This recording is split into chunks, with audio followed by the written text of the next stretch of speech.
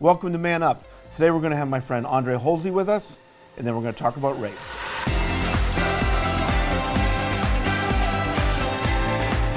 Man Up is a series that challenges men to become strong, unique, discipled followers of Jesus. Hosts Troy Ferguson, Brent Zimmerman, and Victor Thomas. Welcome to Man Up. Welcome back to the show. Today I want to discuss with you about doing it again. Many times when we hear this phrase, we think of praying to God, do it again. What you've done in the past, what you've done in generations past, God, do it again. I'm going to take a little bit different perspective on this today.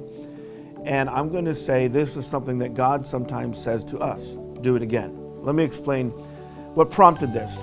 Recently, as we're still in the winter in this area, I had to take our snow blower and take care of our walk and our driveway and so on and so forth. And it reminded me that I just did this.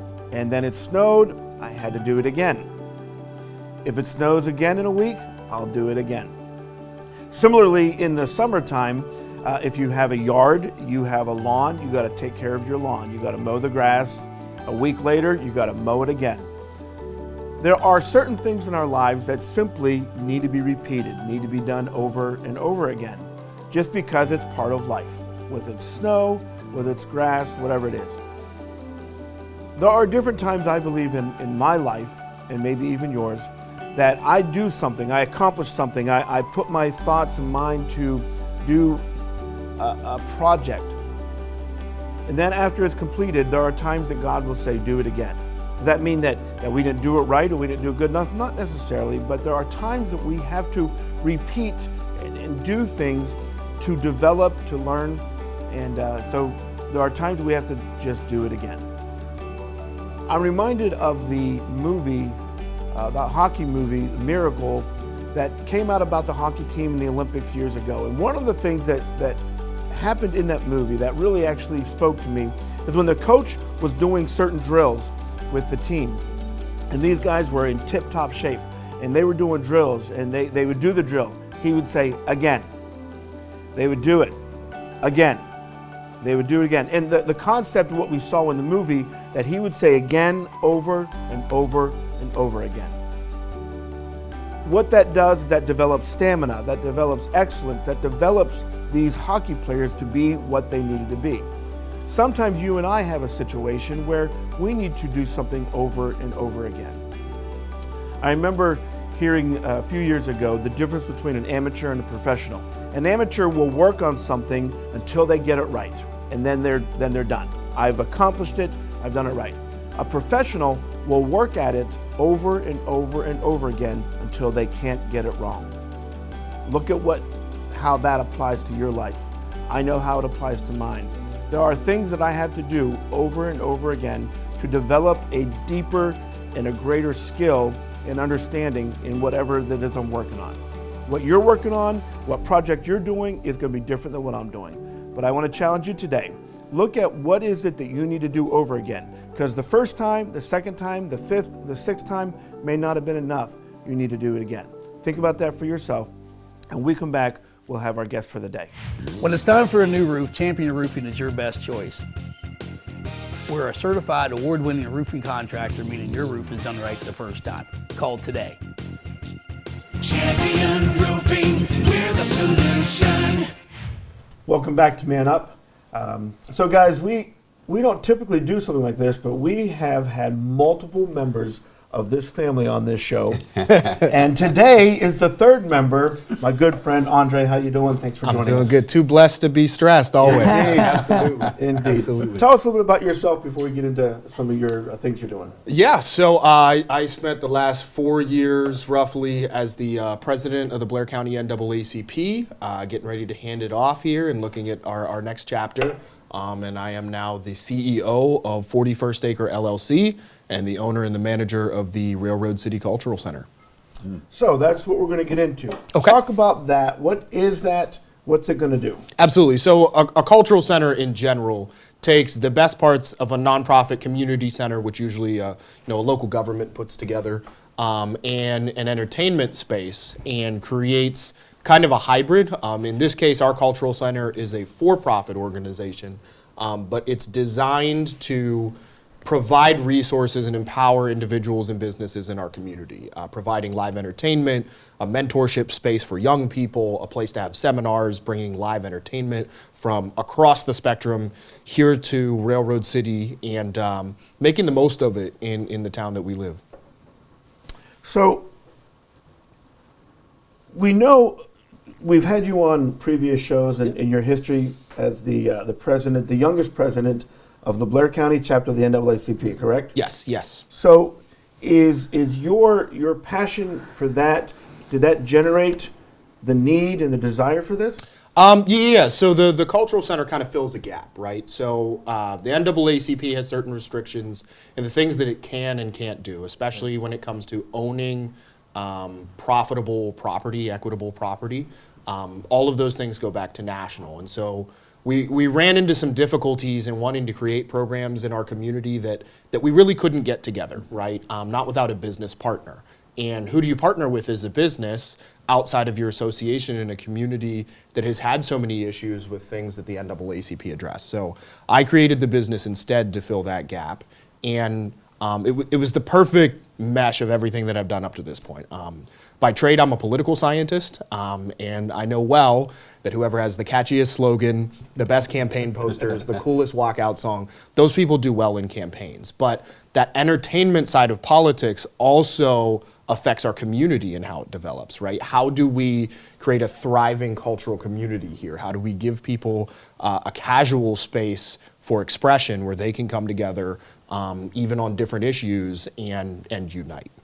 So we don't typically ask someone their age when they come on this show, but do you mind telling us how old you are? Yeah, I'm 26. So what you've accomplished in your first 26 years of your life is remarkable. Thank you. I look at your list, your resume, I was like, man, this is something that someone has an entire career. A lifetime. And you're 26 years old Yes. and accomplishing this. Victor, you had mentioned something I want you to hit on if you would. Mm-hmm.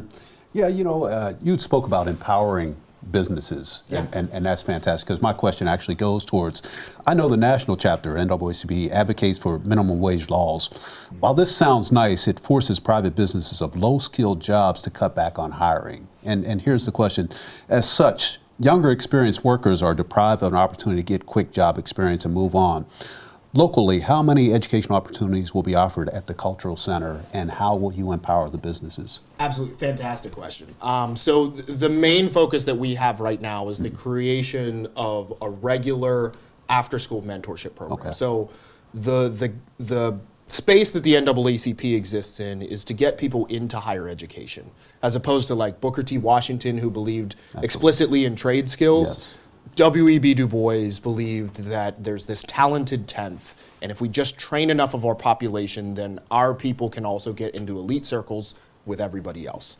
The Cultural Center instead focuses on just creating a space that organizations like that and not like that can thrive. So right now we're in discussion with 3 major organizations. I'm really looking heavily at the DOOR program in Bellwood, which is a faith-based organization Right. that brings kids from the community together, and creating a regular program that people from across the spectrum, regardless of faith, race, background, economically, where they can come together and feel comfortable and hone their skills. So we've had these talks with the CTC prior. We've had these talks now with St. Francis University, teaching kids positive skills in a time and age where maybe the family home isn't solid. Yes. How do we fill that gap and keep kids creative? And that's a good point, because I grew up, man, it's been over 30 years since we had a local BTW center here. Yes. And that's what they did. They pushed us into trades. But our kids nowadays, they're so much more advanced. They You are. want to give them educational opportunities that can push them into professional jobs, Absolutely. doctors, lawyers. And on my end, I come from an arts family, right? A family that is Really? very heavily involved in entertainment. My mom toured with Billy Graham's choir. Yes. My dad played sax for the Marriotts back in the 60s. My sister's a recording artist. I spent the last several years just trying to get away from music because I didn't want it to feel like a chore.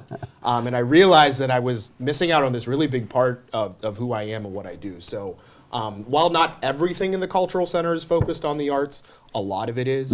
We have a fully intensive recording studio with 2 audio engineers, one is a consultant, 1 full-time in-house, 3 vocal coaches, a variety of instruments for kids to pick up, as well as instructors to give them lessons. You will be able to produce and pitch yourself to a major label. You will be able to produce an album in Blair County, Pennsylvania with your original music. And we will help coach those people, keep them on the track to keep it professional, and develop something really amazing. And we have clothing production in there, we have photography studios. There is no shortage of things that we have put into this space. Wow. You mentioned earlier, what I see is there's a vacuum, there's a huge void in the trades. Where do you feel that you guys fit in with that? Because you mentioned earlier about the trades, but I'm not quite sure if I quite understood what you were saying. Yeah. So primarily what we're looking at in the Cultural Center, something that the NAACP wants to support, is the development of CAD design and digital marketing. So we have multiple marketing experts and companies involved in our space, as well as a large laser engraver in the building. We have 3D printers. We have an old school analog dip and go t-shirt screen printer. We want to teach people, you know, the hands-on method of doing these things as well as the digital. It's not all trades, right? We don't have room for welding. Sure. We can't do things in the arts like pottery in the space that we're in. But as we expand and develop throughout the Gables building and maybe even at other properties in the future in addition to that location, we will continue adding to the things that people can do outside. That was going to be my next question. Absolutely. Will you add to, because I'm in the trades business, so plumbing, electrical, roofing, welding, these are things that are lacking, like especially welding right now. Sure. If somebody would learn that skill, I'm telling you, they could be up and running in no time, because we always break stuff. You know, we have trucks and stuff. We try to get it welded somewhere, and it's a chore. It's a nightmare. Tough. So where we've filled the gap on that end is, you know, the Gables building, the historic Gables building, the original store opened in 1884. The part of the building that we're in right now is this year 113 years old. Wow. Right? There are systems in that building that you will not find anywhere else. The first electrified building in Blair County, the first connected to major public water, major public gas. There are literally tunnels running underneath the Cultural Center. We're just in the first layer of sublevels. It goes down another 40 feet. So what we've been doing is focusing on small individual contractor businesses, people trying to make a name for themselves in a pretty competitive construction contracting market, and letting them work on those old systems with experienced professionals who installed them. So even though it's not really part of the Cultural Center's program, we want them to learn those things. How do you maintain a 1960s bus fuse panel? How do I do plumbing with cast iron pipes? How can I make this old school room support modern technology and still all mesh together? So it's been a really magical experience watching the over 40 individuals from the community who have donated time and effort and resources to make things happen, the major companies who have given us things.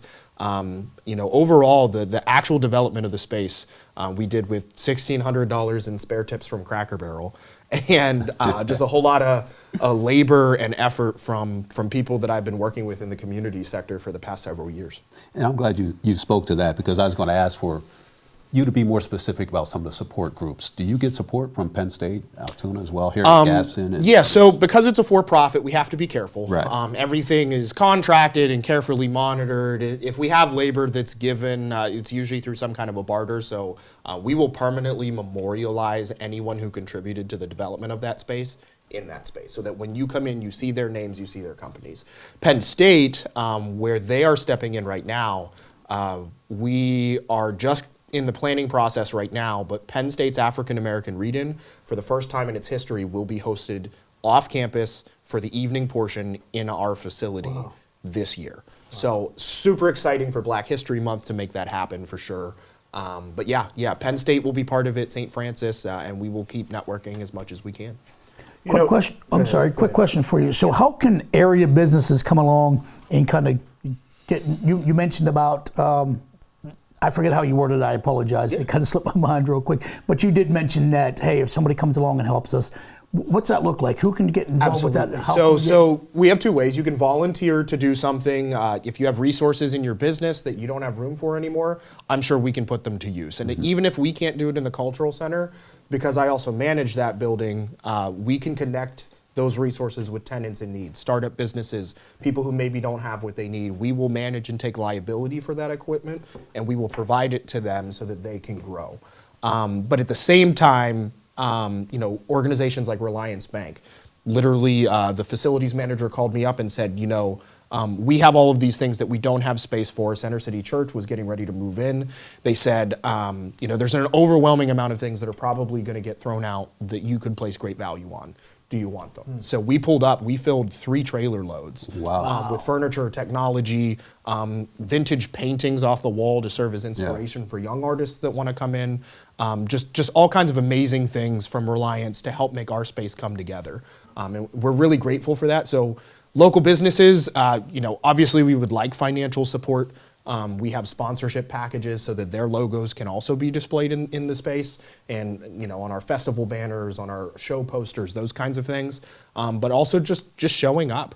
We're always doing something down there and the resources never hurt for sure. Andrae, you talked quickly here as we wrap up this segment. 41st Acre, talk about what that is. Absolutely. So 41st Acre is kind of a civil rights reference, right? 40 acres and a mule. Yes. My family was one of those families promised reparations for slavery, right? But instead of focusing on the wrongs and the unfulfilled promises of the past, my family has always looked at how do we take what is physically in front of us, what is in our hands, and make something with it. So the motto of the company is beyond promise, right? We want to help elevate others beyond promise and fulfill ours. So 41st Acre is rooted in all these lessons over 6 generations to make things happen. And that company is an entertainment company. I believe that entertainment has the power to change lives, right? It's entertainment with a purpose. Some of that is religious, some of it's not. Right now we're looking at programming Altoona's first large multi-faith service. The Islamic Worship Center imam and the rabbi at the Reform Synagogue have already agreed. Now we're just looking at churches that would be willing to come into this, sit in a room with people of different faiths, talk about their own, and express it how we want to do it is through music, which I think is a really powerful concept. And that doesn't have to be at our space. We want to support shows in other venues.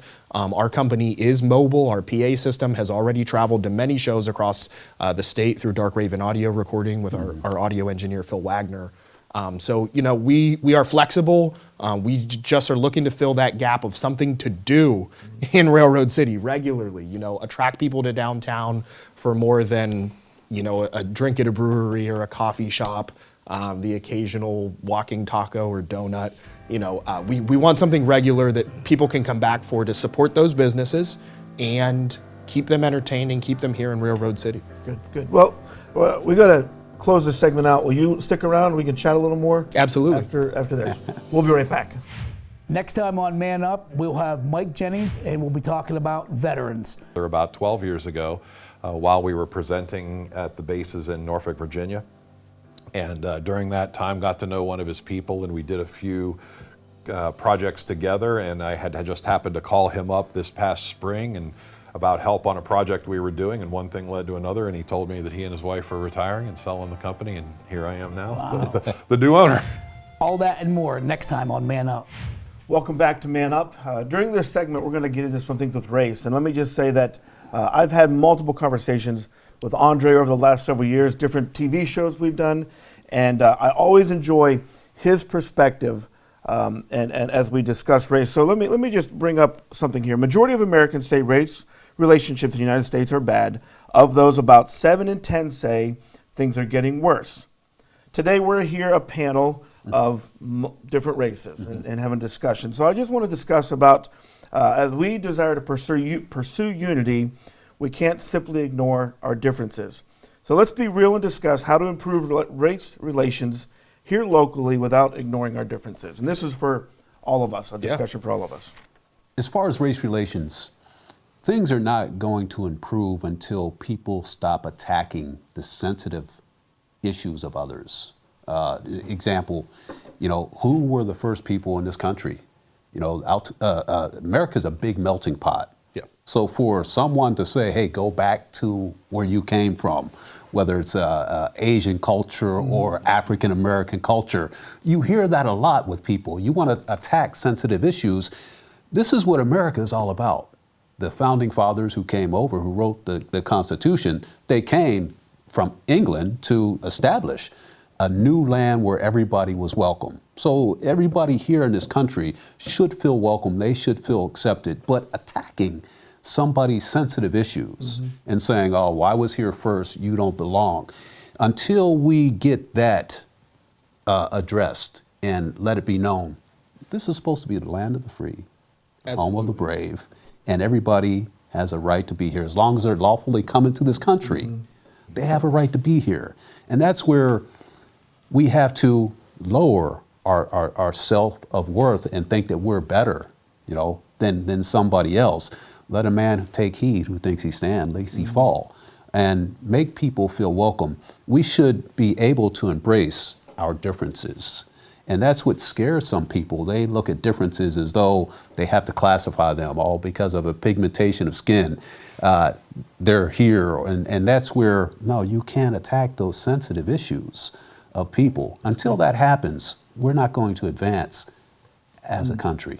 Absolutely. And I'm glad you brought that up in the way that you did, because I think there's this tendency to blur the lines between diversity and inclusion, right? So this may sound strange, but I'm not a big diversity advocate, right? We hear DEI used as almost a cuss word on some news channels. But I think if you're, I could care less if a business owner hires 100 black people tomorrow or one. The question I would ask is, how many proportionally have a seat at the table, right? So if we bring in people who identify themselves differently than we do, the idea behind that is that they have something to contribute that maybe we wouldn't have considered.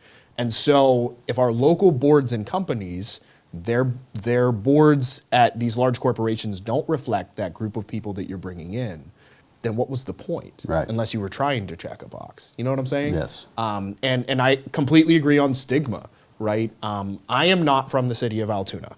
And I frequently get asked if I think the North or the South is better or worse. I would argue that the North is worst because it's not direct, right? In the South, overall, hospitality is the overarching rule. So as a person who is a minority who's traveled through most of the southern states, eaten at restaurants, been in towns there, people will say things like, oh, welcome to my house, just don't stay too long. Or welcome to my business, just don't stay too long. You don't hear that in Blair County, PA. In Blair County, PA, you get awkward stares in restaurants. Me, as a server on the weekends, I frequently get asked where I'm from. When I go to tell them Baltimore area, Maryland, they go, no, where are you from? Right? And I've had that conversation probably once a week for the last 6 years here in Blair County. And part of that is just being brave enough to step up and break the stigma. The other part of it is continuing to educate people on how we properly address others that identify differently than we do, and just trying to bridge that gap. One of the things that talking about differences, it's okay to recognize differences. One of the, nobody's pushing segregation, but one of the most segregated times that we have in this country and even in this area is Sunday mornings. Because typically you can have a culture in many different races and different things, but typically when we get together for a place of worship, you typically are more segregated than the rest of culture. True. I don't mean to sound harsh to this, but is that wrong? Is that bad? Does that need to change? Because I do recognize different cultures, different styles, different things. Sure. What are your thoughts? I have a background of playing sports, and I remember one time my cousin and I, we were local pickup basketball game, and my cousin was defending a Caucasian kid, young white kid, and then he heard a siren and he stopped, and the kid went in and made a layup, and my cousin said, no, that doesn't count. I heard a siren. And the kid's like, what are you talking about, a siren? See, in our neighborhoods growing up, impoverished houses that could catch fire just that quickly. We were taught, if you hear a siren, you look to see which way that truck is going or that ambulance or something. We may need you to come home. And those are the distinguishments of how some people grow up. The affluent, young kids, they don't think about those things. They're not taught to think about those types of things because it's not, their house may be a nice mansion. They don't have to worry about it catching on fire. And that's good. If their families worked hard, that's good. But being able to embrace those differences and learn, look at a different perspective of where somebody else is coming from. Yeah. That is what needs to happen. Listen to the voice of those other people. Listen to how they grew up and give that ear to their lifestyle and the things that happen. When you can do that, that's when change will occur. That's when things start to happen, that you can listen to somebody else's perspective. I never argue with somebody who is not mature enough to handle a different perspective. If you can't listen to somebody else's perspective, even though it's different than yours, leave it. I'm gonna let it go. Well, and look, people are always going to add labels to themselves, right? You talked about the church, the many denominations of it. I grew up in a household that was very theologically informed because mom went to a Bible college, because she toured with Billy Graham's choir. She had a whole lot of different perspectives from even some of the pastors of churches that we went to. So I got to see lots of different denominations. It's interesting to think about it in terms of segregation, because I think you're right. Here in the age of the automobile, we can more easily go to different churches of different denominations, Sure. but predominantly in Pennsylvania's history, the church reflected that community that it was in, right? If it was a large Irish laborer community, then maybe you had an Irish Catholic church, right? Same with German Catholics or German Lutherans, the Methodist. And Altoona is definitely a reflection of that. But what we're seeing now in a new age of church is where people are traveling. And it's interesting too to see how that affects like community development, Sure. because now you have a bunch of these abandoned churches that are left behind. People are trying to figure out what to do with those buildings because they're historically significant to their block. But people will always add labels to themselves. That's one of those things that we're not going to change because human beings by nature are social, right? We look for people that are like us that we can relate to. And I think the more that we strive to find people who are unlike us, to sit in churches that maybe we don't relate to just so that we can hear a different message maybe once a month. I think it's an interesting That's right. concept. Yeah, One of the head chaplains at UPMC, Tony Conrad, who trained my mom, is Catholic. But he regularly attends, I believe it's either a Baptist or a Methodist service every week because he likes what the pastor has to say. Right. It's interesting to step outside of the box and look at those different perspectives. Yeah. I frequently visit different churches just to hear a new message. I have what I would call my home church for sure, but it's always interesting to mix it up for sure. Gain more perspective. Yeah, Andrae, I so appreciate your approach to discussions on race. We never argue. There's no reason to fight. We just have good intellectual discussions. And I appreciate what you've been doing in this community as you pass the torch with the NAACP, and look forward to all that you're going to be doing with the Cultural Center. And we'll probably have you back talking more about that at some point. So absolutely. Thanks for your time today. Thank you. Appreciate it. Thank you. And thank you for watching. And that's all for this week. Catch us next week on Man Up.